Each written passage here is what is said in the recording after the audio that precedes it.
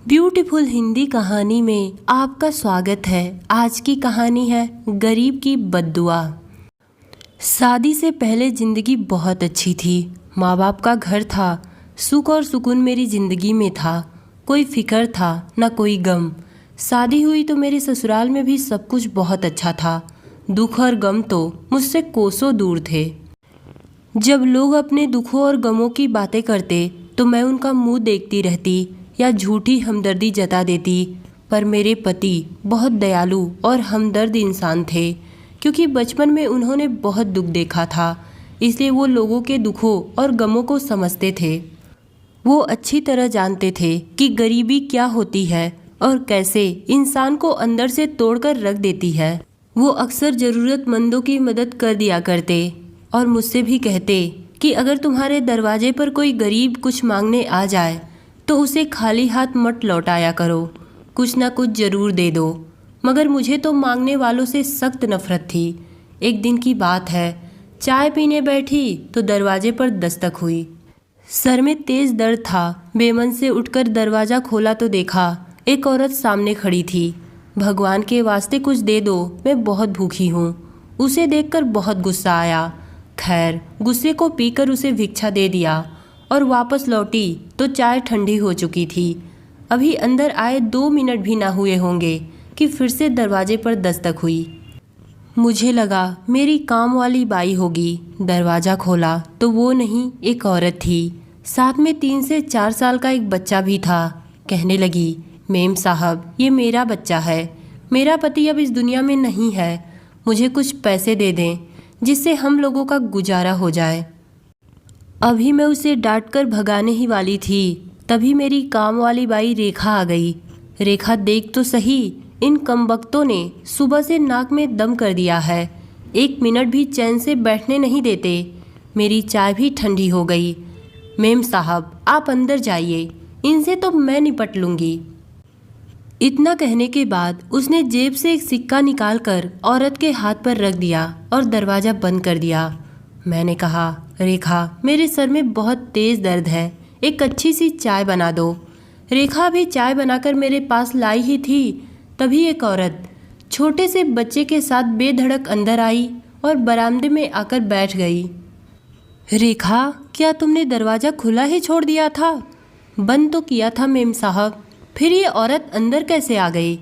मुझको भिखारन का बेधड़क अंदर चले आना बिल्कुल ना भाया। शायद मैं कुंडी लगाना भूल गई मेम साहब। वो खुद शर्मिंदा थी। मेरी और रेखा में अभी बात हो ही रही थी, तभी वो औरत शुरू हो गई। मेम साहब, बहुत मुसीबत है। पति बीमार है, छोटे छोटे बच्चे हैं। जिंदगी का बोझ किसी तरह चला रही हूँ। हे भगवान, क्या सारी दुनिया ही दुखों से भर गई है? ऐ औरत, बस रहने दे, झूठ पर झूठ बोल रही है। सुबह से तेरे जैसों को बहुत झेल लिया और मेरे पास भी कोई पैसों का पेड़ नहीं। मेरे मुंह से ये सुनते ही वो आंचल से आंसुओं को पोंछते हुए अपने बच्चे को उठाने लगी, पर बच्चा वहाँ से टस से मस नहीं हो रहा था। मेरे हाथ में चाय की प्याली और प्लेट में रखे बिस्किट को देखकर जिद करने लगा कि मुझे भी चाय और बिस्किट चाहिए। मगर ना जाने क्यों इस कदर मैं चिड़चिड़ी हो गई थी कि मुझे बच्चे पर भी तरस नहीं आया। मैंने रेखा से कहकर दोनों को धक्के मार के घर के अंदर से बाहर निकलवा दिया। मेरी ये चाय भी ठंडी हो गई और मैं पी ना सकी। रात को मेरे पति घर आए तो मैंने उन्हें बताया कि आज का दिन किस कदर बोर गुजरा। तब वो बोले, नैना, कम से कम उस बच्चे को तो बिस्किट दे दिया होता। बच्चे तो भगवान के रूप होते हैं, तुम्हारे पास तो खुद छोटे छोटे बच्चे हैं। क्या तुम्हें जरा भी तरस नहीं आया उस बच्चे पर? पति के समझाने पर भी मुझे कोई फर्क नहीं पड़ा। मेरे दिन कुछ यूं ही गुजरते गए, पर एक दिन मेरी जिंदगी की सबसे मनहूस घड़ी आई कि एक हादसे में मेरे पति अपाहिज हो गए। उन्हें अस्पताल में इस हालत में देखकर मैं बेहोश हो गई।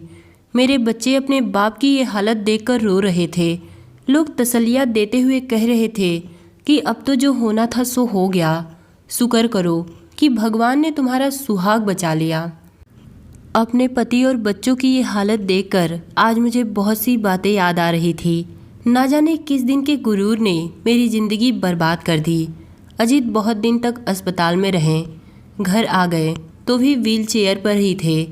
अब वो कोई भी काम नहीं कर सकते थे, इसलिए मुझे ही मजबूरन घर पर सिलाई का काम करना पड़ा। पहले सिलाई कढ़ाई का कोर्स किया, फिर मशीन पर लोगों के कपड़े सिलने लगी। मेरे इतनी मेहनत करने के बाद भी मेरे घर का पूरा खर्चा नहीं हो पाता था। मेरे बच्चे मामूली मामूली चीज़ों के लिए तरसने लगे। अभी इन सब दुखों से उबरी भी नहीं थी कि ज़िंदगी में एक और गम आ गया। मेरी ज़िंदगी में एक ऐसी कयामत आई जिसे बर्दाश्त करना मेरे और मेरे पति के लिए नामुमकिन था। मेरी बेटी जो अभी 3.5 साल की थी, बाहर खेलते खेलते ना जाने कहाँ गुम हो गई। सब जगह ढूंढा पर वो कहीं ना मिली। उसके गम में अजीत बिस्तर पकड़ लिए और मैं तो बिखर गई। किसी माँ का बच्चा जीते जी गुम हो जाए तो ऐसी ज़िंदगी किसी मौत से कम नहीं। दिमाग में तरह तरह की बातें परेशान करती। जाने क्यों और किसने मेरी बच्ची को अगवा किया? क्या भीख मंगवाने के लिए, या फिर इससे आगे सोचने से कलेजा फट जाता। जाने किस बात की सज़ा मिली। काश उस रोज उस भिखारन और उसके रोते बिलखते बच्चे का दिल न दुखाया होता। उस बच्चे को चाय और बिस्किट खिला देती। क्या खबर आज मेरी बच्ची चाय और बिस्किट के लिए तरसती होगी। वो तो मेरे बगैर सोती भी ना थी। भगवान जाने वो किस हाल में होगी। उसके इंतजार में आंखों की नींद रूठ गई थी। जिंदगी ने मुझे सिखा दिया कि दुख, दर्द और तकलीफ क्या होता है। दिन रात पूजा पाठ करती और भगवान से अपने गुनाहों की माफ़ी मांगती कि हे भगवान मुझे माफ़ कर दो और मुझे मेरी बच्ची से मिलवा दो। एक रोज़ सुबह के वक्त भगवान के सामने बैठकर रोते हुए अपनी बच्ची के मिल जाने की दुआ कर रही थी कि दरवाजे पर दस्तक हुई। मैंने उठकर दरवाज़ा खोला तो देखा सामने एक बुजुर्ग भिखारी था। मैंने उसे भिक्षा देते हुए उसके बाजू में खड़ी बच्ची पर नज़र डाली तो सन्न रह गई, क्योंकि इस बच्ची के नैन नक्श तो हूबहू मेरी खोई हुई गुड़िया जैसे थे। उसे देखते ही अचानक मेरे मुंह से निकल गया, मेरी गुड़िया मेरे पास आ जा। तभी उस भिखारी ने कहा, बेटी क्या ये तुम्हारी बच्ची है? ये मुझे सड़क पर खड़ी मिली थी और रो रही थी। अगर मैं इसे उठा ना लेता तो नादानी में सड़क के बीच आ जाती। इसको लेकर मैंने कई घरों और गलियों में पूछा, पर किसी ने ये ना कहा कि ये मेरी बच्ची है। इसलिए मजबूर होकर मैं इसे अपने घर लेकर चला गया और इसका लालन पालन करने लगा। पर अंदर कहीं ना कहीं कसक थी। मैं भगवान से बस यही प्रार्थना करता कि हे भगवान इसके असली माँ बाप से इसे मिलवा दो।